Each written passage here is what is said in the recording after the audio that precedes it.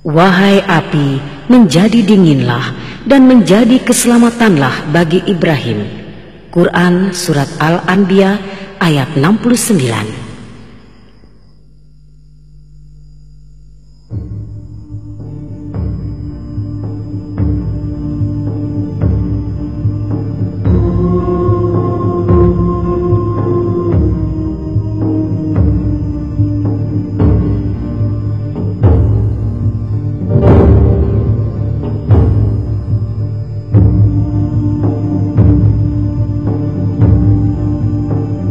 Tidak lama semenjak kepunahan bangsa Sodom dari muka bumi, dua kota di Mesopotamia yaitu Babylon dan Niniwe mengalami perkembangan pesat. Bangsa Babilonia adalah bangsa yang tidak mempercayai Allah. Mereka justru menyembah bintang-bintang. Salah satu dari bintang mereka tersebut adalah Marduk yang merupakan bintang terbesar dalam pandangan mereka. Marduk, Tuhan terbesar mereka, dahulunya memiliki sebuah rumah teramat besar bernama Esagalia yang terletak di atas Menara Babel. Bangunan besar ini dulunya merupakan tempat Marduk beristirahat. Setiap tahun pada musim semi di Babylon ada sebuah perayaan jahiliyah di mana masyarakat biasa memperbaharui sumpah mereka pada Tuhannya. Para imam akan menangis di hadapan Marduk hingga ia memberi ampunan atas kota itu. Seluruh bangunan pun kemudian dibersihkan dan sesajian dihidangkan untuk menghormatinya. Upacara itu berakhir dengan sumpah setia seluruh rakyat Babylon kepada Marduk. Namun demikian dalam perjalanannya, Marduk ternyata memiliki seorang pesaing, yaitu Raja Namrudz. Siapakah Tuhan kalian? Engkau, wahai Namrudz yang agung. Engkau, wahai Namrudz yang agung. Namrudz kemudian memberi hadiah bagi siapapun yang mengagungkannya dan yang memberi penghormatan di hadapannya. Namrudz sungguh-sungguh dipercaya semua orang bahwa ia adalah Tuhan yang sebenarnya. Cepatlah, ayo cepat berangkat. Raja Namrudz tidak suka kita menunggu lama. Ayo cepat. Pada masa awal pemerintahannya, Raja Namrudz memerintah dengan keadilan dan kejujuran. Namun kesombongan merasuki hatinya, sehingga lambat laun ia sangat ingin menjadikan dirinya sebagai Tuhan. Ia pun kemudian benar-benar mewujudkannya. Ia menghendaki gelar dan posisi barunya ini diukir dan disebarluaskan ke semua tempat. Kini rakyat Babylon harus mulai menerimanya sebagai Tuhan mereka dan harus menyembahnya. Tak peduli apa yang diperintahkannya, semua harus dipatuhi. Sah dan dalam sebuah pertemuan agung, para peramal bintang-bintang menyampaikan,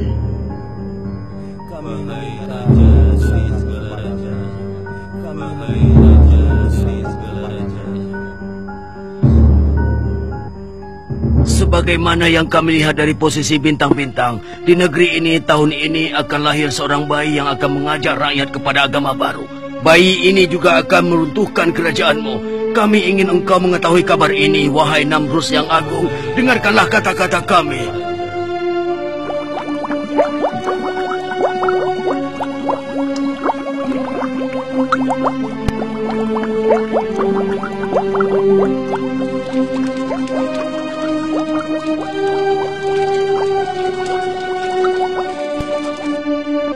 Benar, percayalah pada ramalan kami, karena kami hanya hamba sahayangmu. Kami ingin mengatakan kebenaran kepadamu, agar engkau dapat mengambil tindakan yang benar. Apa yang kalian bicarakan? Apa kalian tidak sadar dengan apa yang kalian katakan? Aku adalah Tuhan di Babylon. Aku adalah Raja Namrudz. Akulah Tuhan segala yang ada di atas dan di muka bumi ini. Aku yang memberi hidup dan mati bagi kalian. Mulai sekarang, semua bayi laki-laki di Babylon harus dibunuh. Semua, iya, semuanya harus dibunuh.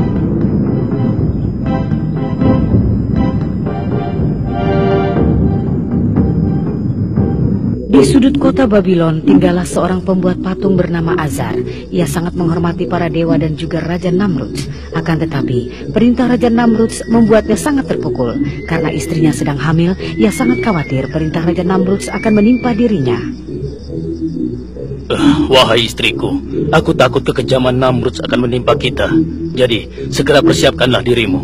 Aku akan membawamu keluar dari Babylon. Ada sebuah gua di dekat desa Ur. Kau harus tinggal di sana sampai bayi kita lahir dan perintah kejam itu dicabut. Terserah engkau, Azar. Bagaimana baiknya?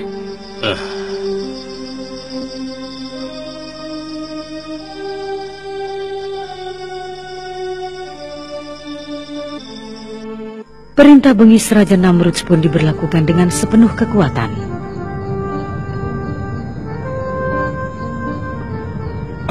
Awas, tentara Namrudz datang! Tentara-tentara itu mendatangi setiap rumah yang diketahui baru ada ibu-ibu yang melahirkan. Semua digeledah. Buka pintu! Buka pintu! Ayo, berikan bayimu! Jangan ambil bayi kami. Iya, jangan. Berikan! Jangan bawa bayi kami! Demikianlah kebrutalan dan kebengisan telah menyebar luas di Babylon selama bertahun-tahun. Keluh kegetiran terdengar dari rumah-rumah penduduk. Jumlah bayi yang terbunuh pun mencapai ribuan. Wahai Namrudz yang agung, semua bayi laki-laki di negeri ini telah kami bunuh, seperti yang kau perintahkan. Raja Namrudz begitu gembira atas kabar yang didengarnya. Dia tersenyum puas sebagai monster yang baru meminum darah. Dia tidak tahu Allah yang Maha Kuasa mempunyai rencana lain. Nabi mulia yang dijuluki Allah sebagai Al-Khalili membuka mata di dunia untuk pertama kalinya dalam sebuah gua yang gelap dan dingin. Sang ayah yang takut akan kekejaman Raja Namrudz akhirnya memutuskan untuk meninggalkan sang ibu dalam gua gulita ini. Dan tahun demi tahun pun berlalu dengan cepat. Ibrahim, nama sang bocah, menjadi anak yang sangat cerdas dan pintar. Ia tumbuh dan besar dengan cepat. Suatu hari ia berkata pada ibunya, Ibu, tolong ceritakan siapa Tuhanku? "Apa?" Sang ibu kaget dengan pertanyaan itu dan tidak tahu bagaimana harus menjawabnya. Akulah Tuhanmu, Nak. Lalu Tuhannya ibu siapa? Tuhanku sudah pasti ayahmu. Kalau ayahku Tuhannya ibu, lalu siapa Tuhannya ayahku? Pertanyaan apa ini, anakku? Tentu saja Namrudzlah Tuhan ayahmu. Lalu Bu, siapa Tuhannya Raja Namrudz? Sang ibu sungguh kebingungan dengan pertanyaan ini. Ia tak mampu menjawab. Ia menjadi cemas. Inikah anak yang akan mengubah agama dan kepercayaan masyarakat Babilonia? Ibrahim kecil kemudian meninggalkan gua untuk pertama kali dalam hidupnya. Ia pun melihat kilau matahari yang terbit di langit sebelah timur. Ia menjadi kagum, seakan-akan ia menemukan apa yang dicarinya. Wah, inilah Tuhanku, sangat indah dan juga bersinar terang. Ibrahim memperhatikan matahari sepanjang hari. Ketika senja datang, saat matahari mulai tenggelam di ufuk barat, seiring hilangnya sinar matahari itu, hilang pula lah kekagumannya. Kalau dia itu memang Tuhan, maka dia tidak akan mungkin bisa menghilang. Ibrahim pun terus berjalan. Ibrahim terpukau kembali ketika ia menyaksikan bulan yang bercahaya di langit di kala malam. Iya, pasti ini Tuhanku. Dia indah sekali. Namun ketika ia bangun di pagi harinya, ia menjadi kecewa.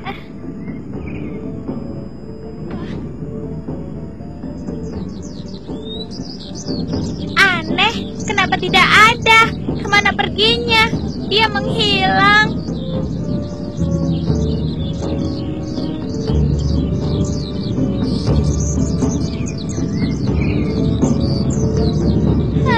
Tuhanku bukan seperti itu. Tuhan tidak akan mungkin pergi. Ibu dan anak yang menyelamatkan diri dari kekejaman Raja Namrudz itu telah tinggal dalam gua yang gelap dan pengap dalam waktu cukup lama. Sementara itu Ibrahim merenung dari hari ke hari, mempertanyakan siapa Tuhannya.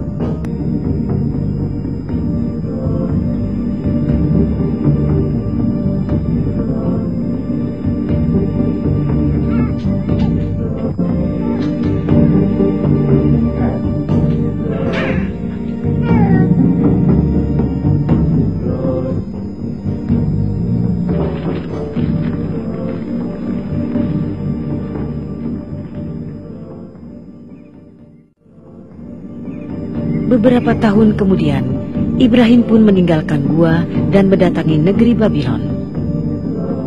Saat itu, orang-orang di sana, terutama Namrudz, berada dalam puncak kejahiliahan, kebengisan, dan kebrutalan. Ibrahim, yang hati dan pikirannya jauh dari sifat cela, menyaksikan dengan keheranan bagaimana rakyat Babylon berada dalam kesesatan yang mengerikan. Wahai rakyat negeriku, apa yang kalian sembah? Apakah dewa-dewa itu mendengar ketika kalian memanggil? Dapatkah mereka menolong ataupun melukai kalian? Jangan biarkan diri kalian diperdaya oleh setan dan nafsu kalian. Sesungguhnya, aku hadapkan wajahku pada Tuhan yang telah menciptakan langit dan bumi. Aku memang orang dusun, tapi aku tidak sebodoh kalian.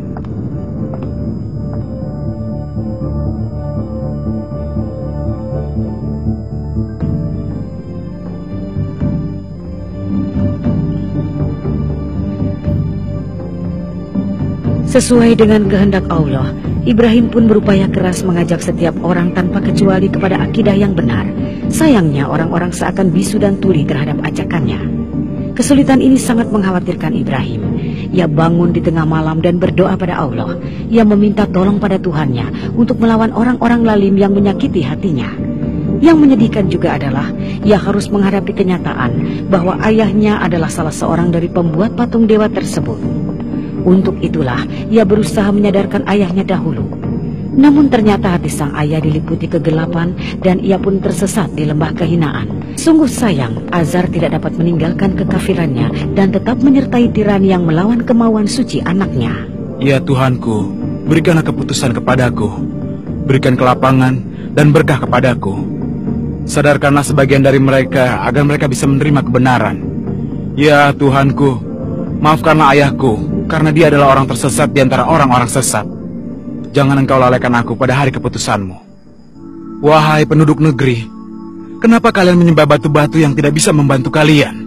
Mengapa kalian ruku dengan hormatnya di depan patung-patung itu dan berdoa kepadanya? Mengapa? Ini adalah tata cara nenek moyang kami. Marduk dan Namrus yang agung adalah penjaga kami. Kami meminta bantuan mereka ketika perang maupun damai. Kami tidak mempercayai siapapun kecuali mereka. Inilah yang kami lihat dan kami dengar hingga saat ini. Apa yang dapat kami katakan untuk membuktikan hal sebaliknya? Benar, engkau tidak dapat mengatakan apapun. Mereka tidak memberi keuntungan apapun pada kalian. Kenapa kalian bisa percaya begitu saja? Kalian sudah percaya pada imam-imam kalian yang pendusta itu. Kalian telah lupa pada Tuhan yang menciptakan kalian dari ketiadaan, Tuhan yang maha hidup dan maha besar. Wahai Ibrahim, kami tidak melakukan apapun kecuali yang telah dilakukan oleh nenek moyang kami. Iya, dan orang-orang setelah kami pun melakukan hal yang serupa.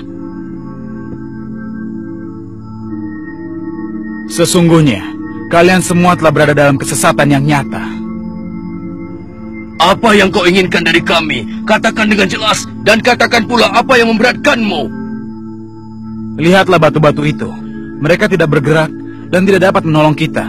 Untuk apa kalian sembah? Jadi mereka tidak dapat mengirimkan mata air dan menurunkan hujan. Itu yang kau sebut dengan Tuhanmu, ha? Tentu saja tidak. Allah lah satu-satunya yang dapat mengatur segala sesuatunya di muka bumi ini. Dia itu tunggal, tidak memiliki sekutu. Singkatnya kau tidak menerima Tuhan kami, begitu? Mereka semua dapat hilang dan juga musnah. Yang abadi cuma satu, dialah Allah. Wahai Ibrahim, ketahuilah, engkau telah membuat marah orang-orang yang percaya kepada Marduk dengan memandang rendah Tuhan kami. Pelindungku hanyalah Allah. Hei Ibrahim, kami akan menghukummu kalau saja ayahmu bukanlah abdi Marduk. Hanya Allah lah yang memberikan kehidupan dan juga kematian. Lelaki ini adalah gila, jangan dengarkan dia. Aku ini bukan orang gila, hanya ingin mengingatkan kalian semua. Mungkin kau sedang mabuk Ibrahim. Kita bicarakan saja hal ini esok hari, bagaimana? Hanya orang-orang yang menjadi permainan iblis yang kecanduan minuman. Mudah-mudahan Marduk memberi ampunan. Wahai penduduk negeri, berlindunglah kepada Allah yang maha pemurah dan juga bijaksana. Dialah Allah yang memberi kalian roti setiap harinya, memberikan gandum dan juga minuman untuk diminum. Dia juga lah yang menyembuhkan kalian saat sakit, membantu kalian saat membutuhkan pertolongan. Kembalilah kepadanya dan memujilah kepadanya. Kita tidak usah mendengarkan dia lagi. Dia bukan dari golongan kita. Kenapa kalian semua tidak mau mendengarkan peringatanku? Padahal kalian tahu dan juga mengerti bahwa yang aku katakan adalah benar. Apa engkau bermaksud mengatakan bahwa kami hanya mengikuti nafsu? Aku ingin mengetuk hati kalian. Bukalah hati kalian. Kami telah mendengar semua kata-katamu, wahai Ibrahim, tapi kami tidak peduli denganmu. Kenapa kalian tetap bersikeras pada sikap kalian?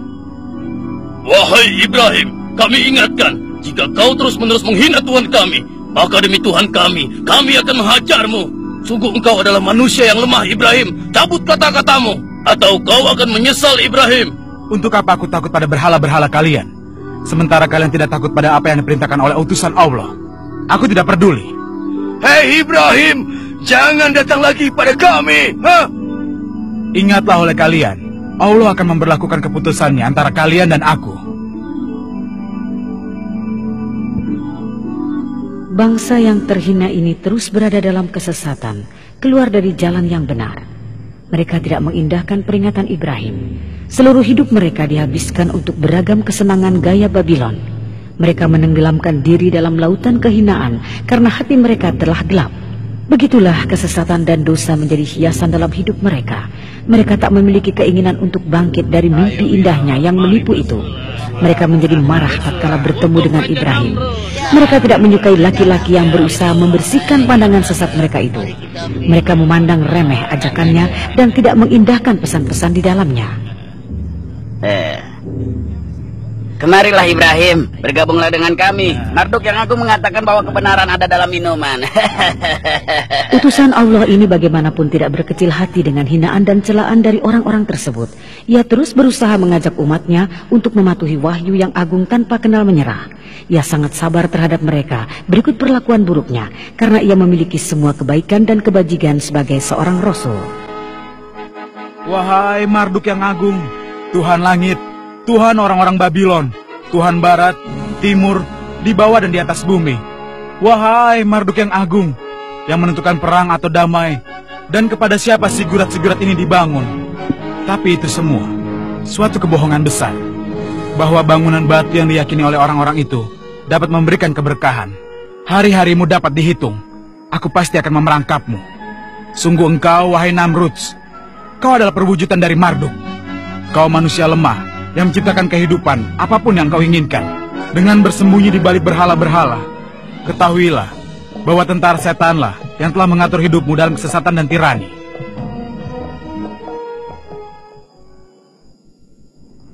Di Babylon, setiap tahun ada perayaan suci untuk dewa-dewa. Selama perayaan ini, orang-orang memperbarui bukti dan pengabdian mereka kepada Dewa Marduk. Halo sahabatku, bagaimana kabarmu? Perayaan akan dimulai sebentar lagi, dan kita akan benar-benar menikmatinya, kawan. Wahai kawan-kawanku, para bangsawan dan rakyat Babylon, datanglah dan serahkanlah pengabdian kalian pada Marduk yang agung. Agungkanlah dia, berikanlah pada dewa kita sesuatu yang terbaik yang kalian miliki. Jadilah orang-orang dermawan, agar kedermawanan tangan Marduk meliputi kita tahun ini. Mari, tenangkan pikiran kita dengan minuman anggur asigo ini, minuman suci para dewa. Mari kita berangkulan, kita nikmati bersama saat paling membahagiakan ini. Wahai putra Dewi Istar, marilah kita bersama ke tempat perayaan. Mari bergembira, ikutlah bersama kami. Ayo ikut bersama kami. Hei, wahai Ibrahim.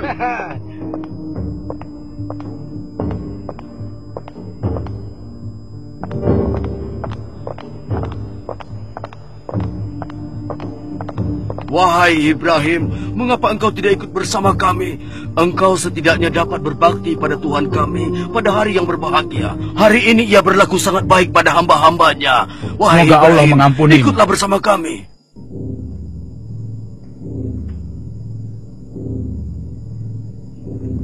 Ibrahim kemudian menyusuri jalan-jalan di Babylon, hingga kakinya membawa ke rumah berhala yang paling besar di kota itu. Rumah berhala terbesar yang di dalamnya hiduplah Raja Namrud. Wahai dewa-dewa, kalian adalah pilar batu yang tidak mampu memberikan pertolongan meski bagi diri kalian sendiri. Aku lihat banyak makanan segar dan bermacam-macam minuman di depan kalian, tapi ternyata kalian tidak menyentuh sama sekali. Pasti karena kalian tidak makan, kan? Apa yang terjadi pada kalian? Mengapa kalian tidak bicara? Mengapa kalian tidak mengatakan apapun? Kalian dan orang-orang yang percaya pada kalian adalah makhluk-makhluk yang patut dikasihani. La ilaha illallah. Suara Ibrahim memantul di rumah dewa-dewa itu. Dia amat marah kepada orang-orang yang menyembah belahan batu-batu yang tak hidup dan tak bergerak ini. Ia bersedih hati dan tak mampu memahami bagaimana mungkin umatnya bisa sedemikian buta dan menjadi mainan tangan-tangan setan. Tak ada pemenang kecuali Allah. Hentikan aku andaikan kalian benar-benar dewa yang memiliki kekuatan. Tahanlah aku, di mana kekuatan dan keperkasaan kalian. Kehancuran kalian akan menjadi begitu menyedihkan. Kalianlah penyebab segala kebobrokan ini. Manusia yang paling bodoh adalah yang memilih dan menjadikan kalian Tuhan lalu menyembahnya. Mereka juga yang menempatkan kalian di tempat paling baik di rumah mereka dan bersujud di hadapan kalian. Dan engkau yang paling besar, Tuhan palsu yang disebut Marduk. Aku tidak akan menghancurkanmu sebagai contoh dan pelajaran bagi mereka yang mempercayaimu. Aku akan mengalungkan kapak ini di lehermu. Ibrahim terus menghantam semua patung-patung yang diagungkan itu dan membuatnya menjadi serpihan-serpihan batu. Inilah akhir yang menyedihkan bagi batu-batu tak bernyawa tersebut, juga bagi orang-orang yang tunduk padanya. Kecuali berhala yang paling besar yang disebut Marduk, ia sama sekali tidak menyentuhnya. Pada hari itu terjadilah kegemparan di negeri Babylon. Orang-orang yang sedang berpesta pora terkejut dan berkumpul di depan rumah berhala itu. Apa yang terjadi di sini? Wahai pasuso yang suci, apa yang terjadi dengan dewa-dewa kita? Siapa yang melakukan tindakan yang tidak bertanggung jawab ini? Tuhan-Tuhan kita hancur semuanya. Mereka telah pecah berkeping-keping. Mereka telah dirusak dan dihancurkan. Hanya Marduk yang agung yang tidak tersentuh. Tidak terjadi apa-apa padanya.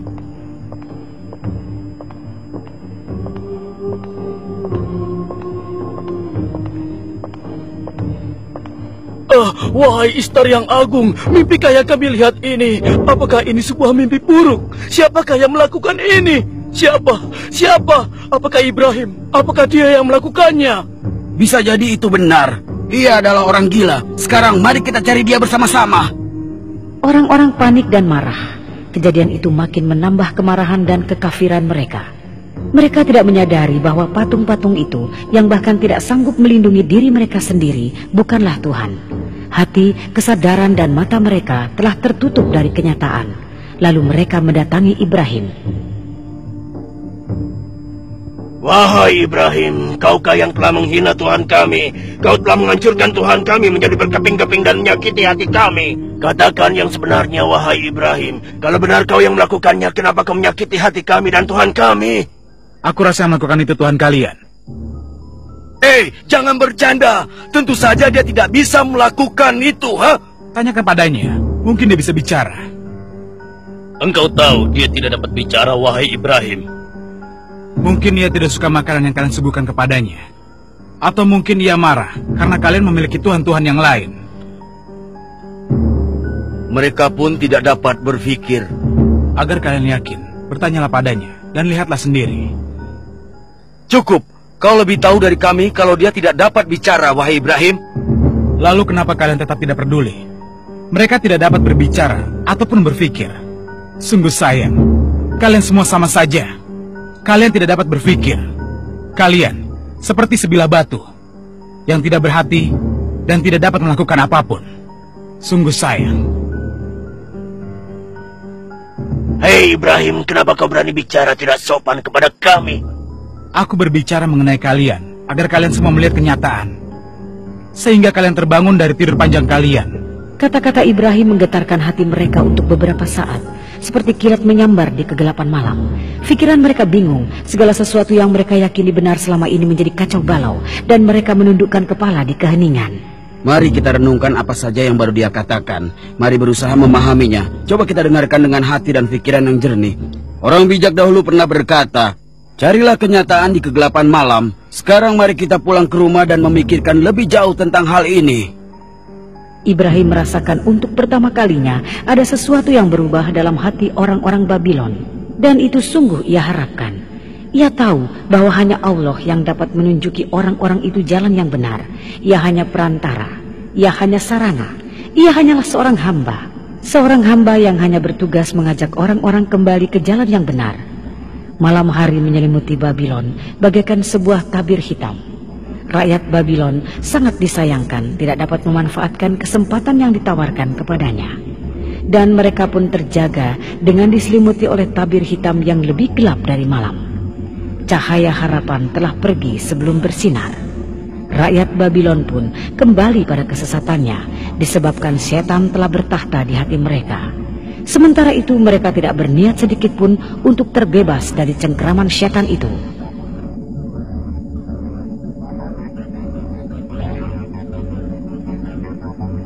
Katakan padaku apa yang telah terjadi. Wahai Namrud yang agung, junjungan kami, seorang durhaka yang bernama Ibrahim menghancurkan dewa-dewa kita dengan kapaknya. Dia hanya membiarkan Marduk tidak tersentuh sama sekali.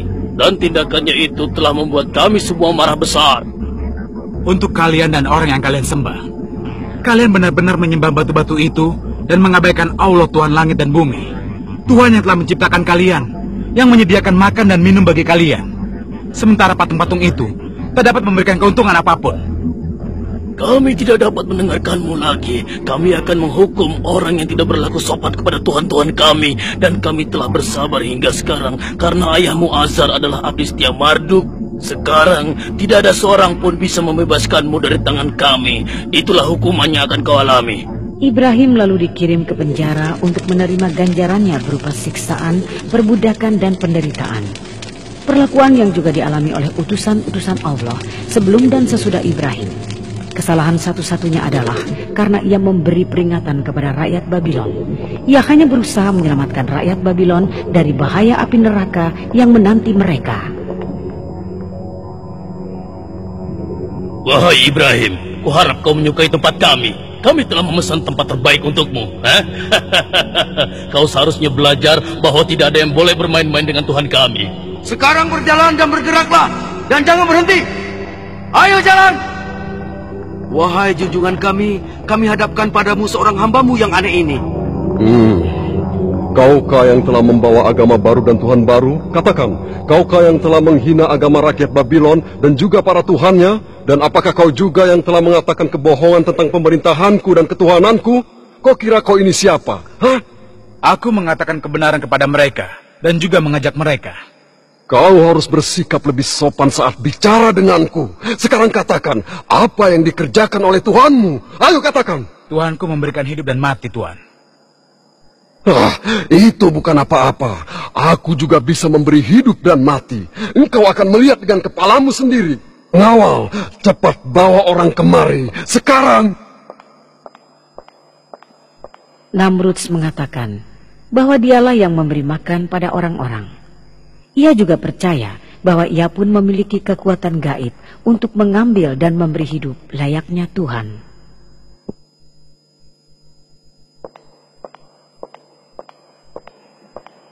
Wahai Namrud yang agung, kami bawakan 2 orang seperti yang kau perintahkan. Aku perintahkan kepadamu pengawal, bunuh salah satu dari mereka.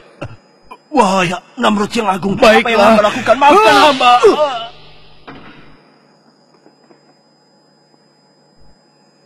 Sekarang biarkan yang satunya pergi. Beri hadiah untuknya agar ia menikmati kedermawananku. Beribu-ribu terlimpah untuk engkau, wahai Namrud yang agung. Tuhan kami, Tuhan kami. Kau lihat Ibrahim, aku bisa memberi mati dan bisa memberi hidup.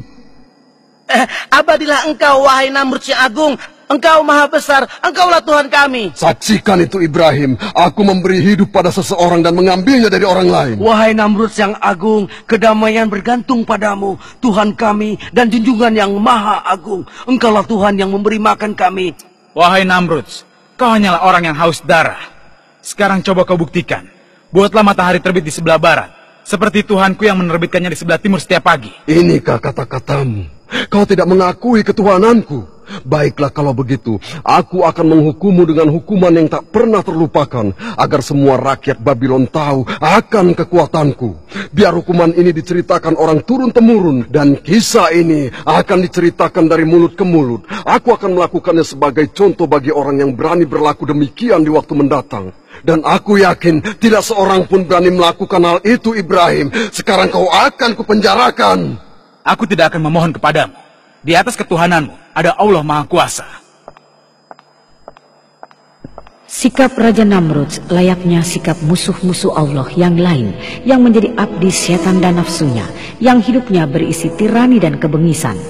Sikap seperti ini juga merupakan sikap orang-orang yang bekerja untuk melanjutkan cara hidup mereka yang dilingkupi aib dan kehinaan.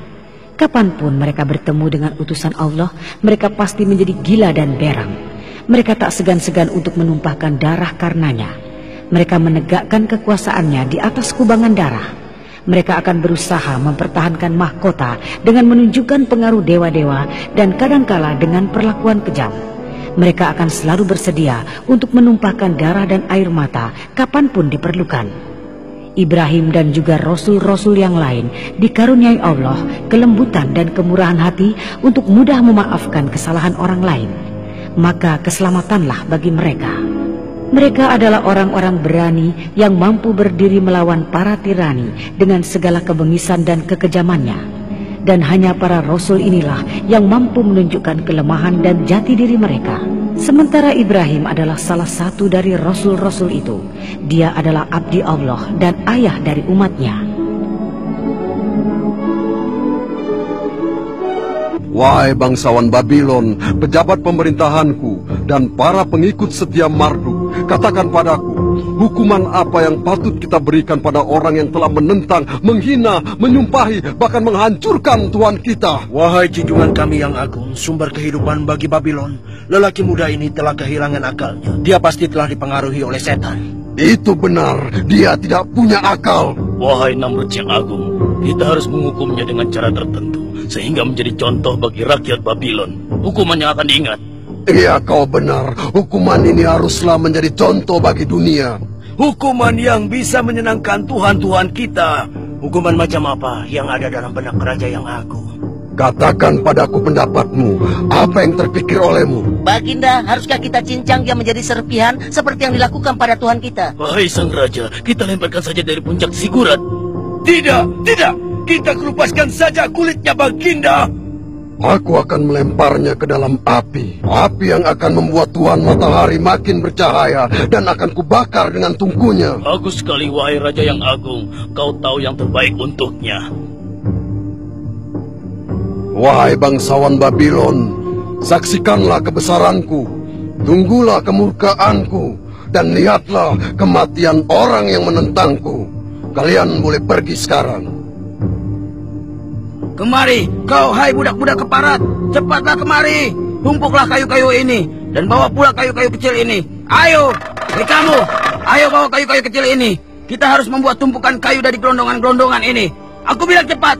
Cepat.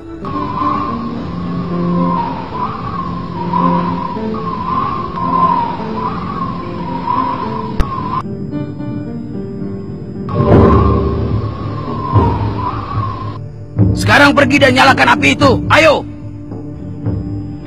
Ayo bakar. Wah, apinya besar sekali. Hebat sekali ya. Tuhan yang muda.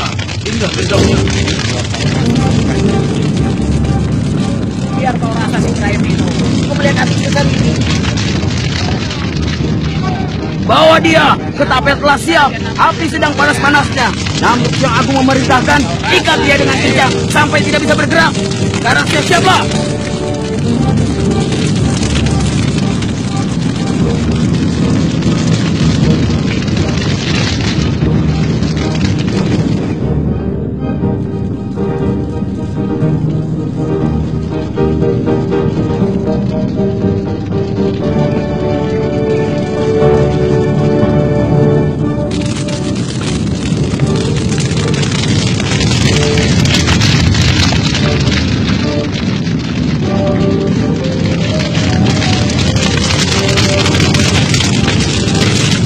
Wahai Allah, aku percaya sepenuhnya kepadamu. Wahai Allah, aku berlindung kepadamu. Hasbunallah wa ni'mal wakil. Ni'mal maula wa ni'man nasir. Wahai Allah, aku mohon perlindungan hanya kepadamu. Dan aku hanya percaya kepadamu. Hanya kepadamulah aku kembali. Wahai api, menjadi dinginlah dan menjadi keselamatanlah bagi Ibrahim. Wahai api, menjadi dinginlah dan menjadi keselamatanlah bagi Ibrahim.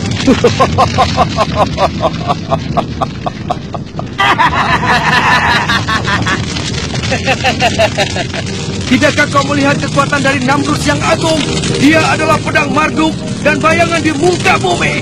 Dia yang akan menghukum siapa yang tidak menerima Tuhan-Tuhan kita, juga membakar para penentang di antara kita. Hidup Raja Namrud!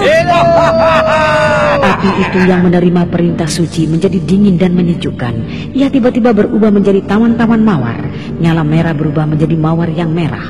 Kekuasaan Allah kemudian menyelamatkan sang Rasul yang dijuluki Al-Qalili ini, yang menjaganya dari bahaya yang paling kecil sekalipun.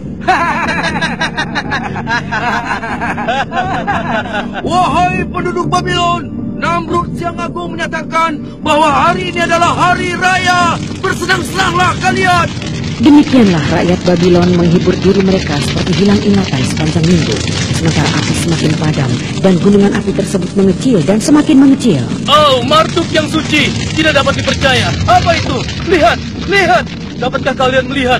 Bukankah itu Ibrahim yang sedang duduk di tengah-tengah api? Lihatlah. Apa yang kau katakan? Istar yang mulia, itu adalah Ibrahim. Ya, ya. Ibrahim. Oh, Ibrahim. Istar yang mulia. Seluruh rakyat Babylon tak dapat mempercayai penglihatan mereka. Mereka menatap sekeliling tidak mengerti, karena mereka sangat bingung dan tidak tahu harus berbuat apa. Allah telah menjaga Rasulnya. Sungguh suatu keajaiban. Ini merupakan kejadian yang belum pernah dilihat maupun didengar. Akan tetapi, suatu keajaiban yang jelas nampak itu pun tak mampu membawa orang-orang yang hatinya telah tertutup dari jalan yang benar untuk sadar terhadap seruan Ibrahim. Mereka tidak percaya. Hati mereka yang telah membatu tidak akan melunak. Mereka lebih suka menolak karena menuruti hawa nafsu adalah lebih mudah bagi mereka. Demikianlah masyarakat yang telah diberi kemurahan oleh Allah ini tenggelam dalam kegelapan dan kekafiran. Ya Allah Tuhanku, terpujilah Engkau yang telah membawaku ke jalan yang benar. Karena Engkau menjadikanku cahaya bagi orang-orang yang diperbudak berhala. Engkau berkehendak untuk membawa siapapun ke jalan yang benar. Segala puji bagimu, ya Allah. Wahai Ibrahim, walaupun orang-orang Babilonia menolakmu, kami tetap mempercayaimu. Kami mempercayaimu dan percaya pada apa yang kau bawa untuk kami. Dan kami telah mendapatkan keselamatan bersamamu. Semoga Allah menjadikanmu sebagai pemenang. Mulai sekarang kami akan bersamamu. Katakan pada kami apa yang harus kami lakukan, karena kami takut pada kaum tirani Babilonia. Hai saudaraku, dan engkau Sarah, hanya kalianlah yang mempercayaiku di antara orang-orang kafir itu. Tuhanku telah melembutkan hati kalian dan memberi kalian kemuliaan hidayah ini. Kita harus cepat pergi dari sini. Kami akan selalu bersamamu, wahai Ibrahim. Mulai sekarang kami akan mengikutimu. Wahai rakyat Babylon, aku terlahir di sini bersama kalian. Aku tumbuh bersama kalian. Dan ketika aku di sini, aku dikaruniai hidayah Allah. Akan tetapi, kalian membantahnya. Kalian mengeluhkannya. Kalian berlomba-lomba dalam membangkang. Kalian telah berkata bohong. Aku menjauh dari kalian, dan kalian menjauhlah dariku. Demikianlah Ibrahim, Lut, dan Sarah meninggalkan Babylon. Mereka pergi mengikuti perintah Allah.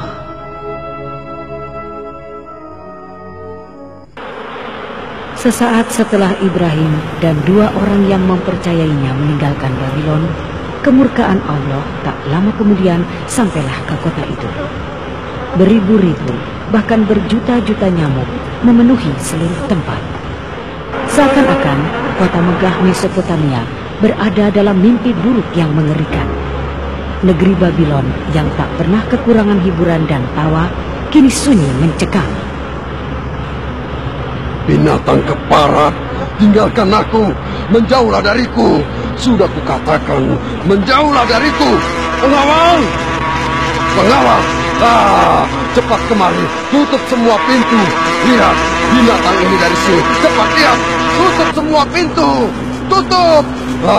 Aku tak ingin melihatnya lagi. Tidak tahukah nyamuk-nyamuk keparat ini sedang berhadapan dengan siapa dia? Lihat, negeri dan kotaku telah rusak semuanya.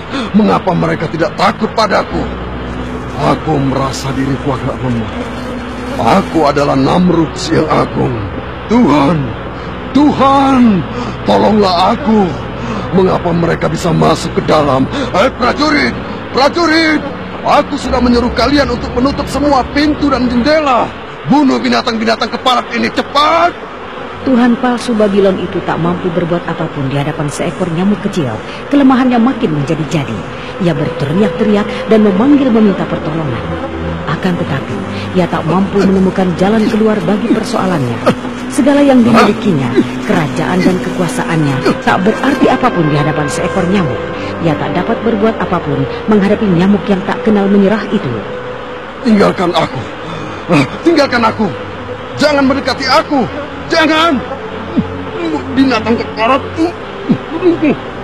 Ya, masuk hidungku. Berhenti. Jangan lagi. Tinggalkan aku. Namrud sang tirani meninggal dengan tragis dan mengenaskan oleh seekor nyamuk yang masuk ke otaknya. Allah telah mengambil nyawa sang tirani yang mengaku sebagai Tuhan, memberontak dan melawan kebijaksanaannya, dan bertindak sebagai monster yang haus darah. Orang yang mendapatkan keselamatan adalah yang mengikuti Allah. Sejarah ini penuh dengan contoh para pembangkang yang melawan Allah dan senang membantah padanya. Hal ini telah menjadi cerita dari dahulu kala hingga nanti di hari keputusan. Semoga kedamaian terlimpah kepada orang-orang yang menyerahkan diri mereka.